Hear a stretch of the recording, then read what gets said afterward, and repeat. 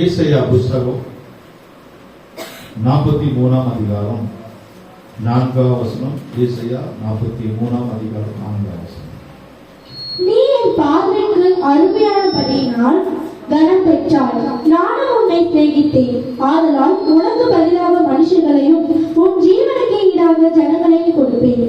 ஆண்டவருடைய நாமம் மகிமைப்படுவதாக. நீ என் பார்வைக்கு அருமையானபடியினால் கனம் பெற்றாய். இன்றைக்கு சப்ஜெக்ட், தேவனாலே கனம் பெற்றவர்கள் யார்?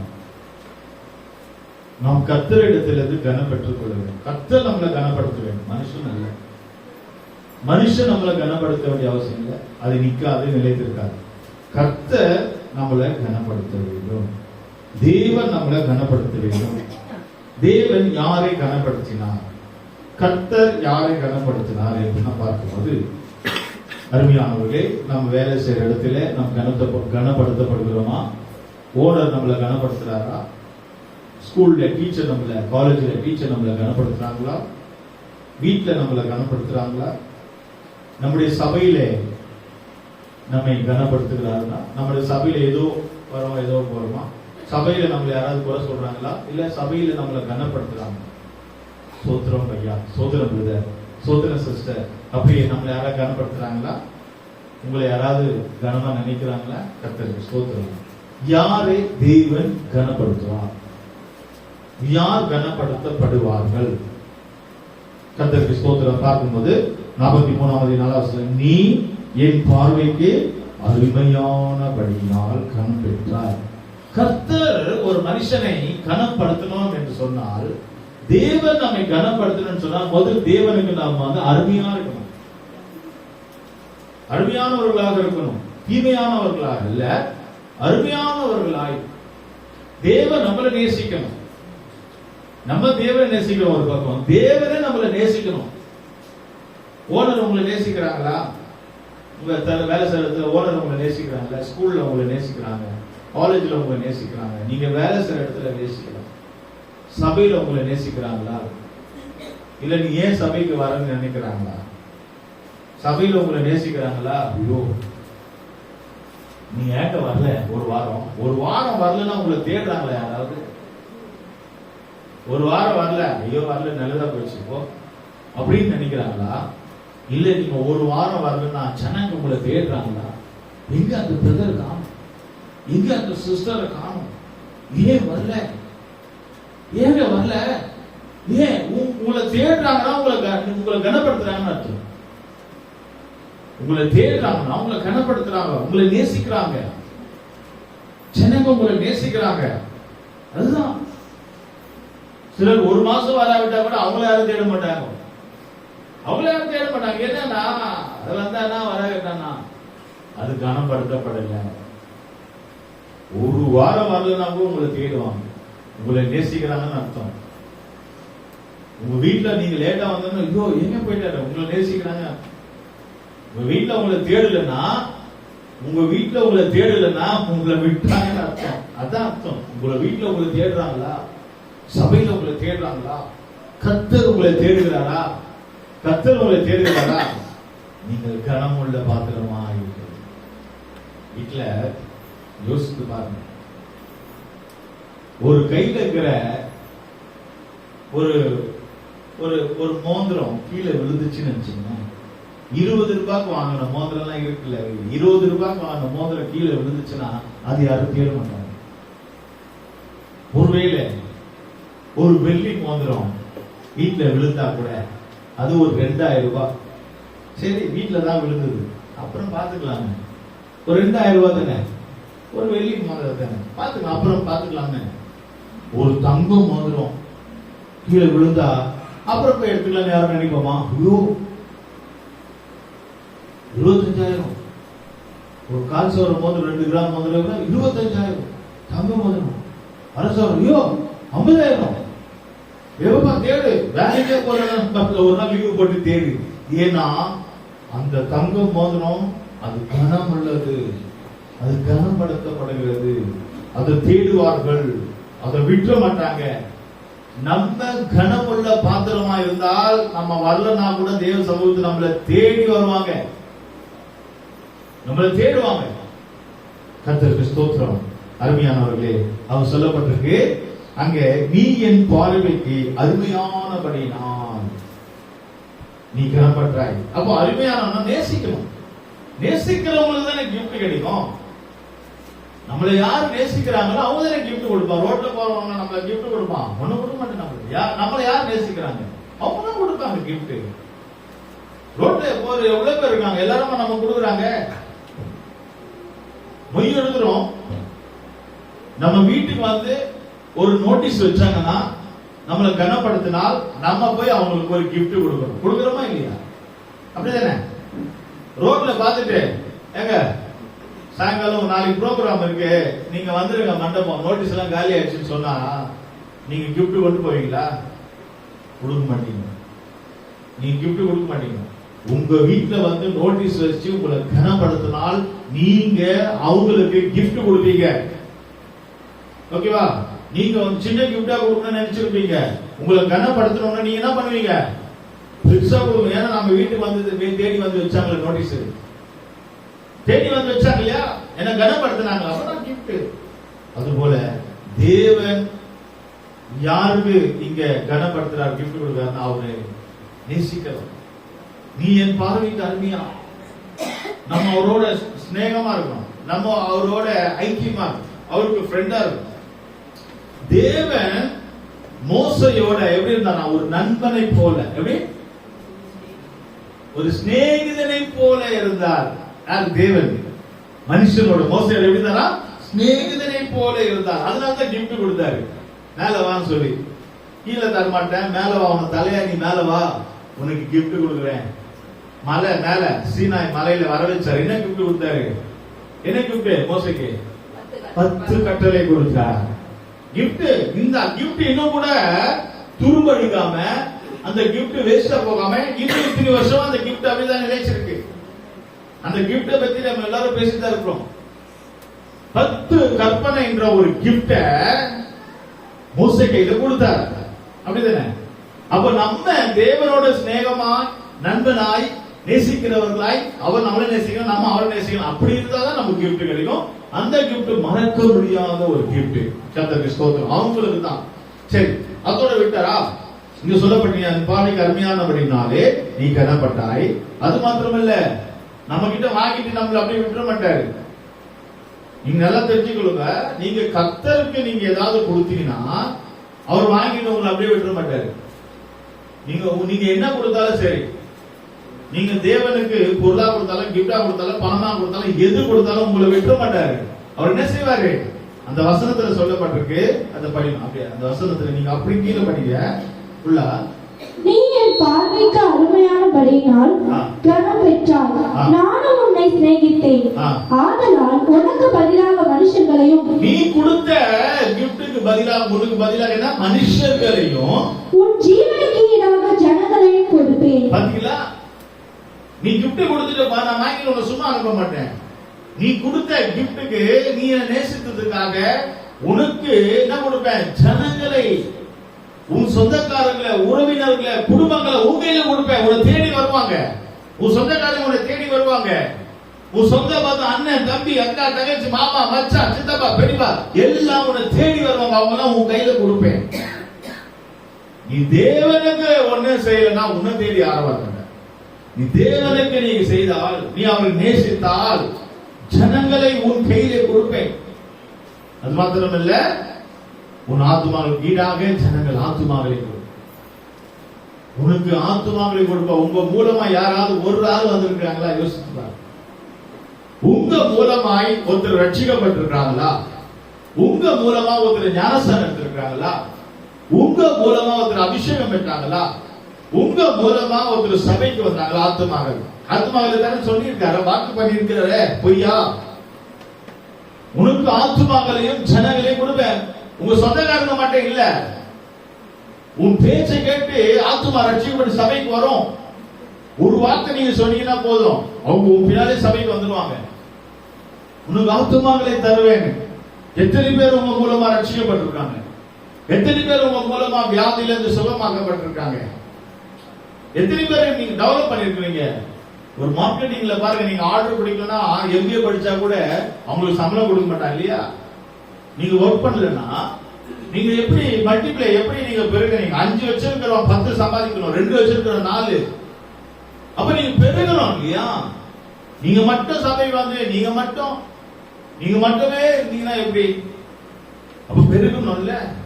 உங்க மூலமா ஜனங்கள் வரணும்ல, உங்க பிள்ளைங்க வரணும்ல, உன் புருஷன் வரணும்ல, உன் மனைவி வரணும்ல, உன் சகோதர சகோதரிகள் வரணும்ல.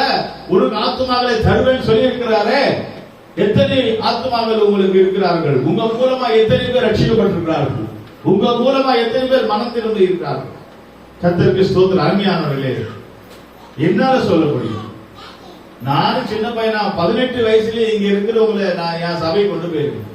இந்த ஊர்ல இருக்கிறவங்கள வாலிபர்களை என் சபைக்கு என் கூட கூட்டு போயிருக்கிறேன். இன்னைக்கு அவங்க எல்லாம் விசுவாசியா தேவனுடைய பிள்ளைகளா இருக்காங்க. நான் பண்ணி இருக்கிறேன்.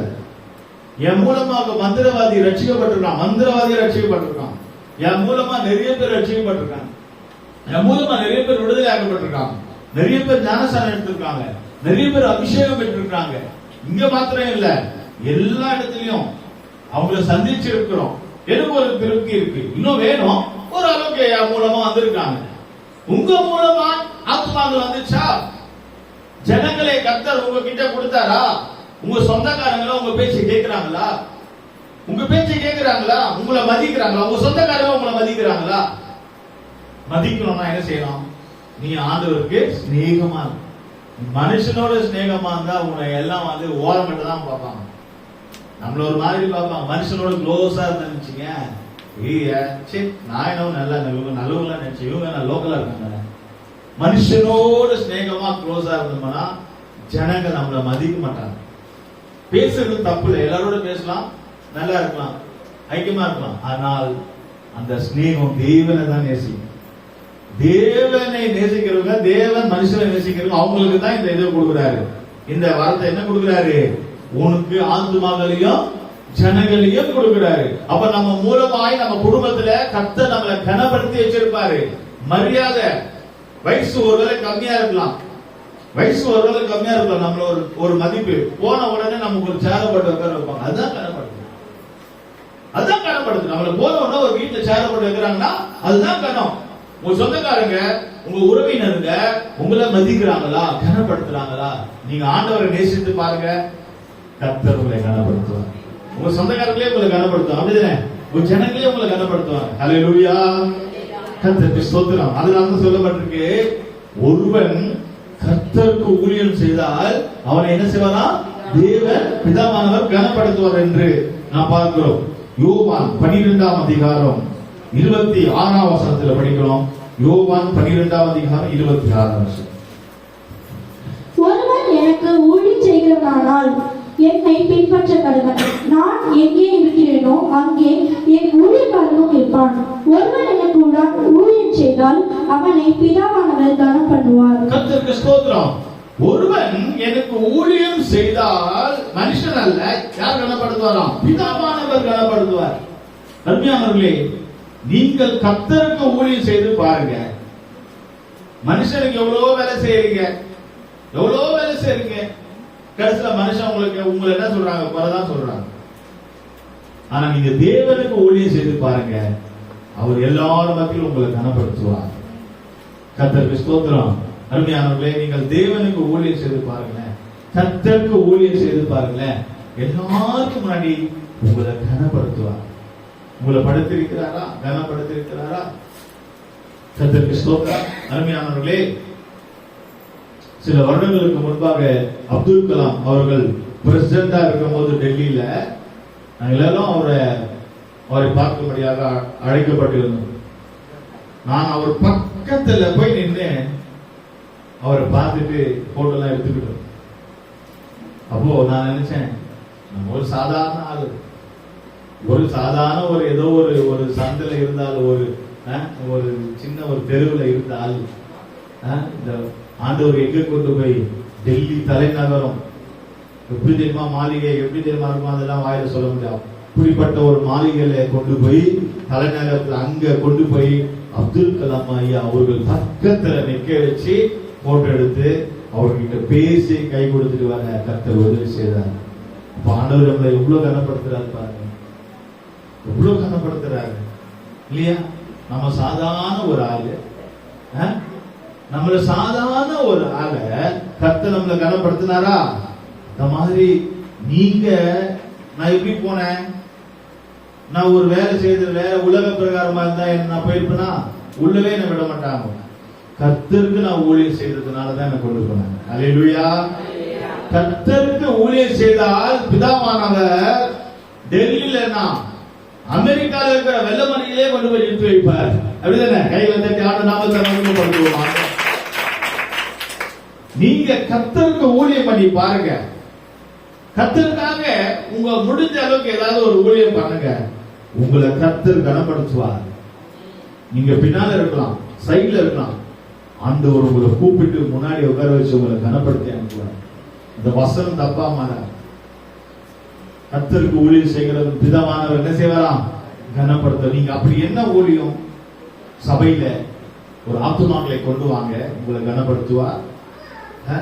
ஏதாவது ஒரு ஊழியம் செய்யுங்க. அந்த விதவி 2 காசை காணிக்கை கொண்டு வந்து போட்டா, 2 காணிக்கை தான் போட்டா, அவ இருக்கிறத உண்மையா இந்த நாள் வரைக்கும் அந்த விதவியை பத்தி பேசுறாங்க. கர்த்தர் கனப்படுத்தினார் இல்லையா? நிறைய பேர் மாதா அவங்க மரியா நல்ல பங்கை தெரிந்து கொள்ளப்படி இயேசுடைய பாதப்படிங்க. நீங்க ஜபத்து கரெக்டா வந்து பாருங்க, கர்த்தர் உங்களை கனப்படுத்துவார். நீங்கள் பைபிள் படிச்சு பாருங்க, கர்த்தர் உங்களை கனப்படுத்துவார். நீங்க சபையில ஜபம் பண்ணி பாருங்க, பாட்டு பாடி பாருங்க, சாட்சி சொல்லி பாருங்க, கர்த்தர் உங்களை கனப்படுத்துவார்.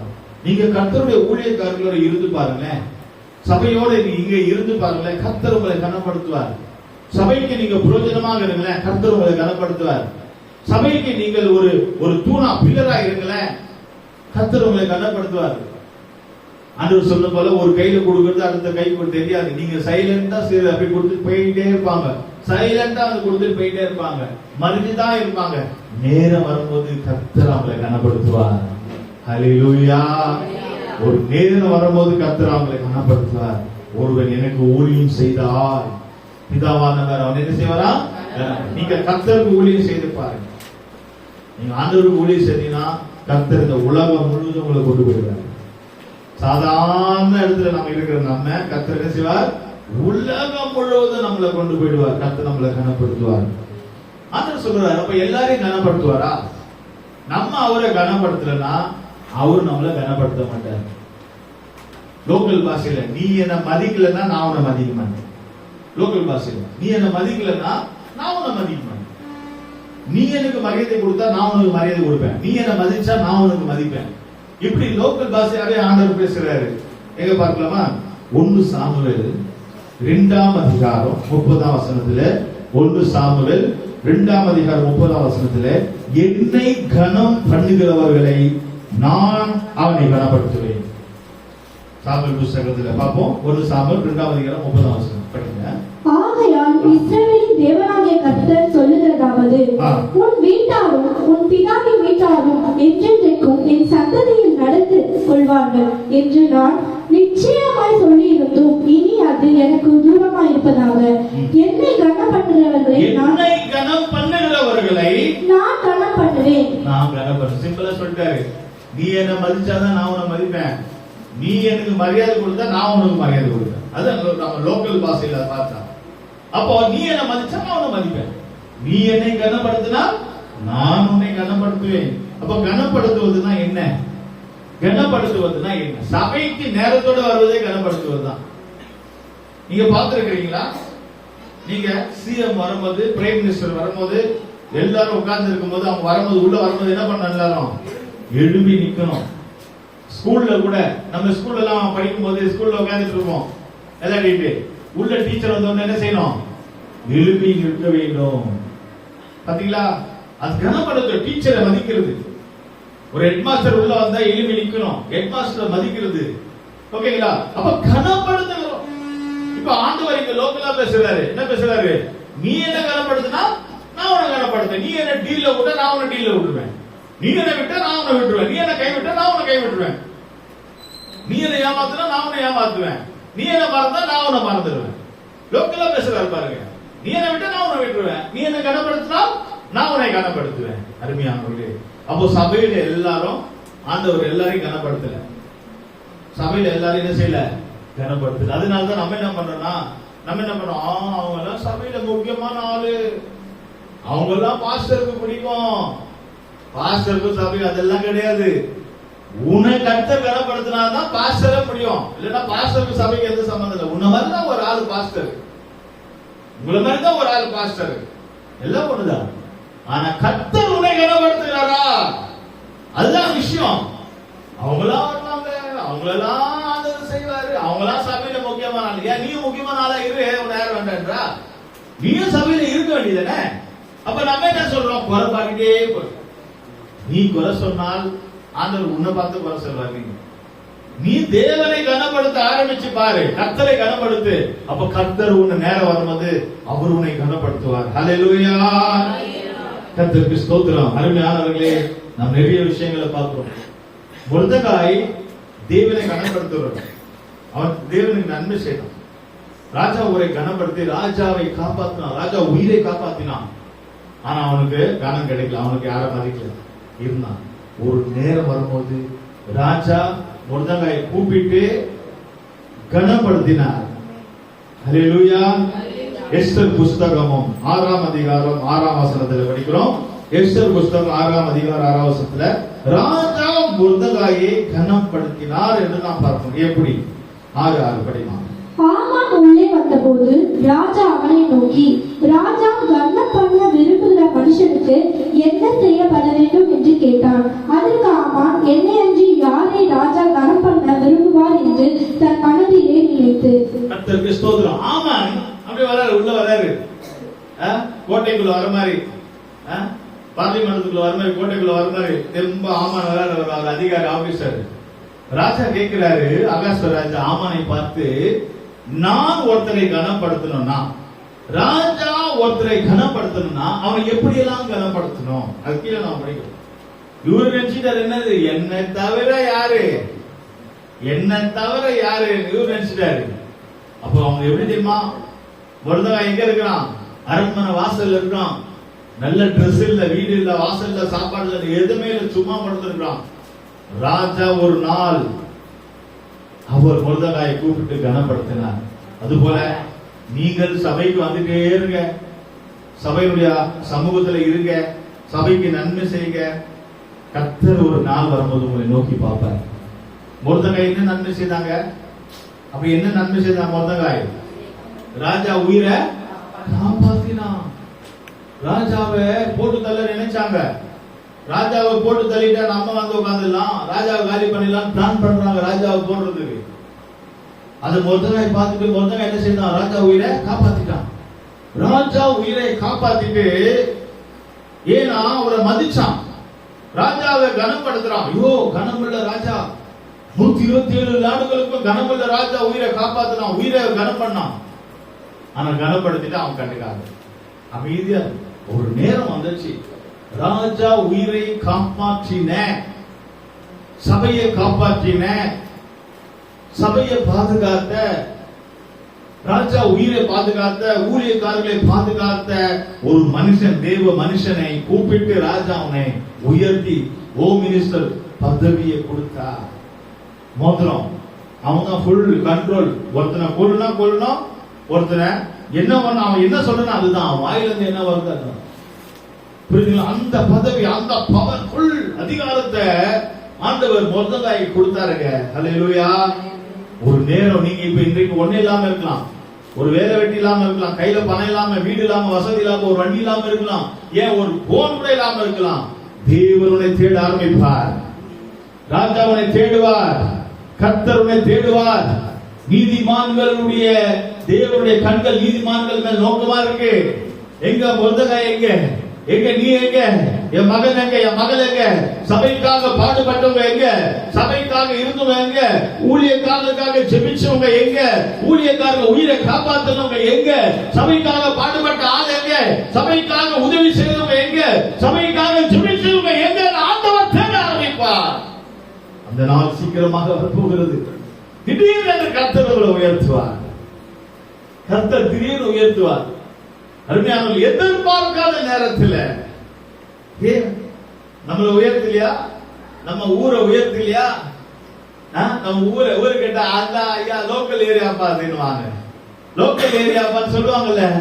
திடீரென்று ஆண்டவர் ஊரே இந்த மடலை 10 தெருவையும் பட்டா கொடுத்து உயர்த்தி விட்டார். கைகளை தட்டி ஆண்டவர் நாமத்தை வாங்கி. இன்றைக்கு எவனாவது கை நீட்டி சொல்ல முடியுமா அது லோக்கல் ஏரியா? பட்டாவில் ஏரியாப்பா, அவங்கள டாக்ஸ் தட்டுறாப்பா, பட்டாப்பா, அது யாரும் இடிக்க முடியாது. ஹவுசிங் போர்டு மாதிரி நாங்க இடிச்சு தள்ள முடியாது. மாடலை யாரும் இடிக்க முடியாது. பட்டா கொடுத்தாச்சு, ப்ரூஃப் பண்ணியாச்சு. புரியுதுங்களா? நேரம் யாராவது நினைச்சாங்களா?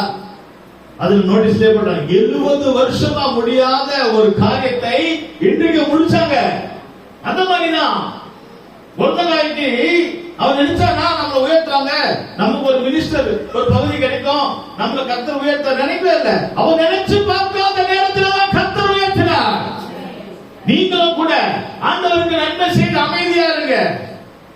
எந்த குறையும் சொல்லாதீங்க. யாரும் சொல்லிட்டு போட்டோம், நீங்க அமைதியா ஸ்தோத்திரம் பண்ணி கொண்டே இருங்க. கர்த்தருடைய சமூகத்துல இருங்க, கர்த்தருடைய சபையில இருங்க. சபை விட்டு சூத்தன் அரண்மனை விட்டு நான் போக மாட்டேன் ஆண்டவரே, சபை வாசல்ல தான் இருப்பேன், சூத்தன் அரண்மனையில தான் இருப்பேன். நீங்க தீர்மானிக்கும் போதுதான் ராஜா உங்களை தேட ஆரம்பிப்பார். கர்த்தர் உங்களை என்ன செய்வார்? குதிரை மேல ஏற்றி ராஜமுடியை கொடுத்து உனக்கு முன்னாடி போகிறவர்கள் ராஜா கனப்படுத்துகிற மனுஷனை இப்படியாக உயர்த்த வேண்டும். எல்லாரும் நம்மளை குறித்து பேச கர்த்தர் வைப்பார். எல்லாரும் நம்மளை பத்தி பேசுவாங்க. சாதாரணமாக சபைக்கு போனாங்க, சாதாரணமா ஒரு ஊழியம் பண்ணாங்க. இன்றைக்கு அந்த ஊழியம் பெரிய லெவல்ல போயிடுச்சு. இன்றைக்கு அந்த விசுவாசி கர்த்தர் ஆசீர்வதிச்சிட்டாரு. அவங்க வீடு வாங்கிட்டாங்க, வண்டி வாங்கிட்டாங்க, வசதியா போயிட்டாங்க. நீ பேச மாட்டாய். உனக்காக ஜனங்களை பேச வைப்பார். ஒருத்தங்காய் குதிரையில வரான், முன்னாடி போறன்னு சொல்லுறான். யார்? அவன் சத்துரு தான். உனக்கு இருந்த சத்துரு தான் அன்றைக்கு சொல்லுவார், ஐயோ இவங்க நல்லவங்க. மொர்தெகாயை வச்சு பேச வச்சார். அந்த ஆமான சத்துருவை வச்சு மொர்தெகாயை உயர்த்தினார். ராஜா கனப்படுத்துகிற மனிதன் இவ்விதமாய் ஆசீர்வதிக்கப்படுவான். சொன்னது யாரு? உன் சத்துரு தான். உனக்கு சாட்சி கொடுக்க போவது யாரு? உன் சத்துரு தான். உன்னை தப்பா பேசணுங்க, உன்னை தீமையா பேசணுங்க, உன்னை அசிங்கமா பேசுங்க, அவங்க வாயினாலே உங்களை உயர்த்துவாங்க. அந்த நாள் சீக்கிரம் வர. கைகளை தட்டி ஆண்டவர் நாமத்தை மகிமைப்படுத்துவோம். ஹல்லேலூயா. நம்ம சபையை காப்பாற்றுவோம். மொர்தெகாய் ஆகாஸ் ராஜா உயிரை காப்பாற்றினார். சபைக்கு வர ஜனங்களை காப்பாற்றுவோம், சபையை காப்பாற்றுவோம், சபையில் இருக்கிற ஊழியக்காரர்களை காப்பாற்றுவோம். ஊழியக்காரர்கள் நல்லா இருந்தா நம்ம நல்லா இருக்க முடியும். அது நினைச்சாலே நீங்க ஜெபிச்சாலே காப்பாற்றுகிறது தான். ஊழியக்காரர்களுக்காக எத்தனை பேர் ஜெபிக்கிறீங்க? பாஸ்டருக்காக எத்தனை பேர் ஜெபிக்கிறீங்க? சபைக்காக எத்தனை பேர் ஜெபிக்கிறீங்க? ஜனங்களுக்காக எத்தனை பேர் ஜெபிக்கிறீங்க? ஜெபிக்காதவங்களை விட்டுருங்க, ஜெபிக்கிறவங்களை தான் கர்த்தர் கனப்படுத்த போகிறார். இன்னொரு வசனத்தை நான் சொல்லி முடிக்கிறேன். சங்கீதம் 149 சங்கீதத்திலே பார்க்கும்போது, அவர்கள் வாயிலே கர்த்தரை உயர்த்தி கொண்டே துதித்துக் கொண்டிருக்கும் போது அவர்களை கர்த்தரே கனப்படுத்துகிறார் என்று நான் பார்க்கிறேன். யாரை கனப்படுத்துவாராம்? ஜெபிக்கிறவங்களை, துதிக்கிறவங்களை. 149 சங்கீதம் படிமா, 8-9 வசனம் படிங்க. அவர்கள் வாயில் கர்த்தரை உயர்த்தும் துதியும் அவர்கள் கையில் இருபுறமும் கருத்துள்ள பட்டயமும் இருக்கும். இந்த கனம் அவருடைய பரிசுத்தவான்கள் யாவருக்கும் உண்டாகும். அல்லேலூயா, அல்லேலூயா. கடைசில அல்லேலூயா படிக்கிறாங்க. இந்த துதி சபைக்கு வராங்க இல்லையா, அவங்க வாயில 8-9 வசனம் படி வச்சுக்கோங்க. நீங்க வீட்டுல போய் படிங்க. யார் ஆண்டவர் கனப்படுத்துவார்? அவர்கள் வாயிலே கர்த்தரை உயர்த்தி துதிக்கும். நீங்க சபைக்கு வந்தால் போதாது, கர்த்தரை உயர்த்தணும். சாட்சி சொல்லி கர்த்தரை உயர்த்தணும், பாட்டு பாடி கர்த்தரை உயர்த்தணும், கைகளை தட்டி கர்த்தரை உயர்த்தணும், ஆவியில நிரம்பி ஜெபம் பண்ணி கர்த்தரை உயர்த்தணும். நீங்கள் கர்த்தரை உயர்த்தினால் கர்த்தர் உங்களை உயர்த்துவார். ஹல்லேலூயா. நீங்கள் கர்த்தரை உயர்த்துங்க. நீங்க நிறைய பேர் பாத்தீங்கன்னா சபைகள்ல பாத்தீங்கன்னா வந்துட்டு ஆண்டவரே கர்த்தரை துதிச்சுட்டே இருப்பாங்க, ஆண்டவரே சொல்ல உயர்த்திட்டே இருப்பாங்க. சிலர் பாத்தீங்கன்னா குடும்பத்துல அவங்க பிள்ளைங்களை உயர்த்தி உயர்த்தி பேசுவாங்க. சபையில வந்தா கூட பாருங்க, ஒரு கண்ணமணி ஜெபிக்க மாட்டாங்க, அந்த குழந்தையே பார்த்துட்டு இருப்பாங்க, குழந்தைகிட்டே பேசுவாங்க. அதோட அர்த்தம் என்ன? அந்த குழந்தைய உயர்த்திட்டே இருப்பாங்க. அப்ப அவங்க அப்படியே சபையில அப்படியே பின்தங்கிடுவாங்க. பின்னால வரவங்க எல்லாம் முன்னாடி வந்துருவாங்க. நீங்க யார உயர்த்துறீங்க? யார உயர்த்துறீங்க? உங்க பிள்ளைங்களை உயர்த்துறீங்களா? பிள்ளைங்களை பெருமையா அப்படியே பேசுவாங்க, அப்படியே பெருமையா பேசுவாங்க. ஐயோ நான் பிள்ளை எப்படி பேசுது பாரு, எல்லாம் பிள்ளைய தான் பேசுது, உங்க பிள்ளை மட்டும் தான் பேசுது இல்ல, எப்படி பேசுது பாரு அப்படிலாம் பேச நினைப்பாங்க. நீங்க கர்த்தரை உயர்த்துங்க, ஆட்டோமேட்டிக்கா உங்க குடும்பம், பிள்ளைங்க எல்லாமே கர்த்தரை செய்வார், உயர்த்துவார். நீங்க கர்த்தரை உயர்த்தி செய்யணும். அடுத்து அதோட என்ன செய்யணும்? துதிக்க வேண்டும். துதிக்கணும். ஜபத்தை வந்துட்டு துதிச்சுட்டே இருக்க, கண்ண மூடி கர்த்தரை துதிக்க. அவங்க இவங்க யாரையும் பார்க்காதீங்க. யாரை பத்தி நமக்கு தேவையில்லை, யாரை பத்தி நம்ம பார்க்க வேண்டாம். நீங்க வந்துட்டீங்கன்னா கர்த்தரை துதிக்க, துதிச்சுட்டே இருங்க. கர்த்தர் நல்லவர், கிருபை என்றும் உள்ள துதிச்சீங்கன்னா கர்த்தர் உங்களை கனப்படுத்துவார். இரண்டாவது பாயிண்ட்ல அதுல அவர்கள் கையிலே இருபுறமும் கருப்புள்ள பட்டயம். அவர்கள் கையில என்னச்சா? இருபுறம் கருப்புள்ள பட்டயம். என்னது? வசனம் தான். கையில பைபிள் வச்சுக்காங்க. சாட்சி சொல்றீங்களா? பைபிள் வச்சுக்கோங்க. எழுப்பி நிக்கிறீங்களா? பைபிளோட நில்லுங்க. சபைக்கு வரீங்களா? பைபிளோட வாங்க. நீங்க சபைக்கு வரும்போது பைபிளோட வரணும். அதுதான் இருபுறம் கருப்புள்ள பட்டயம். கர்த்தருடைய வார்த்தை வசனம் உங்களுக்கு தெரியணும். அருமையானவர்களே, கர்த்தருடைய வசனம் உங்களுக்கு தெரியலனா பிசாசு உங்களை மேற்கொண்டுடுவான். பைபிள் இல்லாம நீங்கள் எங்கேயும் போக வேண்டாம். ஸ்கூல் காலேஜ் போறீங்க, அது வேற விஷயம். பைபிள் வச்சுக்கோங்க, இருபுறம் கருப்புள்ள பட்டயத்தை வைங்க, அதுதான் உங்களுக்கு பாதுகாப்பு. கர்த்தருக்கு ஸ்தோத்திரம். அடுத்ததாக மூன்றாவது வசனத்தில் பார்க்கிறோம், இந்த கணம் அவருடைய பரிசுத்தவான்களுக்கு.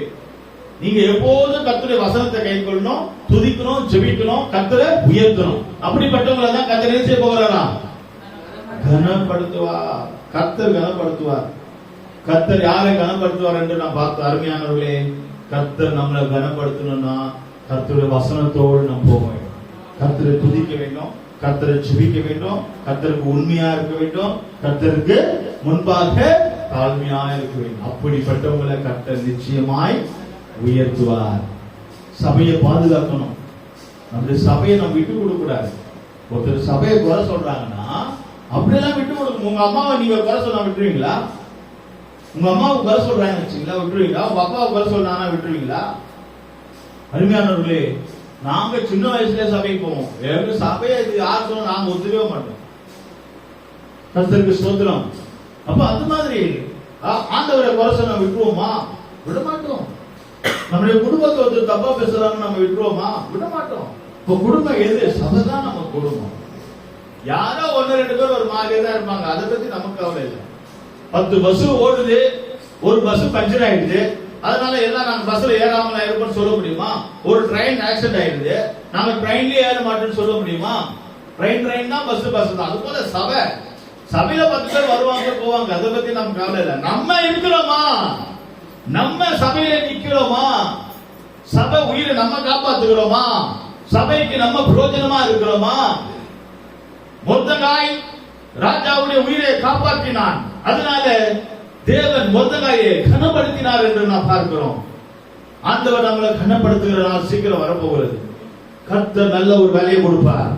கர்த்தர் சாதாரணமா ஒரு வண்டியில போலாம், நல்ல ஒரு வண்டி கொடுத்து கனப்படுத்துவார், நல்ல ஒரு வீடை கொடுத்து கனப்படுத்துவார், நல்ல ஒரு வாழ்க்கை துணையை கொடுத்து உனக்கு கனப்படுத்துவார். கர்த்தர் உன் குடும்பத்தை கனப்படுத்துவார். நீ எங்க முன்னாடி போனாலும் உனக்கு சேர் போட்டு உட்கார்ந்த வைக்கிற அளவுக்கு கர்த்தர் உன்னை கனப்படுத்துவார். கையில பணத்தை கொடுத்து கனப்படுத்துவார். கர்த்தருக்கு ஸ்தோத்திரம். அருமையானவர்களே, கர்த்தர் உங்களை கனப்படுத்துவாரானால் அது யாராலும் தடை செய்ய முடியாது. கர்த்தர் உங்களை கனப்படுத்துவார். கண்களை மூடலாமா? கர்த்தர் நம்மளை கனப்படுத்துறது நம்ம என்ன செய்யணும்? ஒன்னும் செய்ய வேண்டாம். ஹல்லேலூயா. அவரை காலாக்காமல் தலையாகுவோம் என்ற அந்த பாடலை நாம் பாடும் போது கர்த்தர் நிச்சயமாக, நீங்க வரும்போது வாளாக வந்தீங்க, ஒன்றுமில்லாத வந்தீங்க, போகும்போது தலையாக போங்க, தெய்வ வல்லமையோடு போங்க, தெய்வ ஆசீர்வாதங்களை போங்க. கர்த்தர் உன்னை தேடுகிறார். கர்த்தர் நீதிமான்களை தேடுகிறார். அவருடைய கண் உன்னை தேடுகிறது. தேவனுடைய ஆசீர்வதிக்க விரும்புகிறார். கர்த்தருடைய ஆசீர்வாதம் இறங்கி வருகிறது. கர்த்தருடைய அபிஷேகம் பண்ண போகிறார். அந்த 8-7 பேர் வேண்டாம், 8வது ஆள் தாவீது அபிஷேகம் பண்ணினார்கள். அவனை கர்த்தர் உயர்த்தினார். ஆண்டவருடைய கண் உன்னை தேடுகிறது. கர்த்தருடைய கனப்படுத்த போகிறார். அபிஷேகம் உன்னை தேடி வருகிறது. தேவனுடைய ராஜ்யம் உன்னை தேடி வருகிறது. கர்த்தருடைய சபையை உயர்த்துவதாக இந்த தேசத்தை கர்த்தருடைய உயர்த்துவதாக.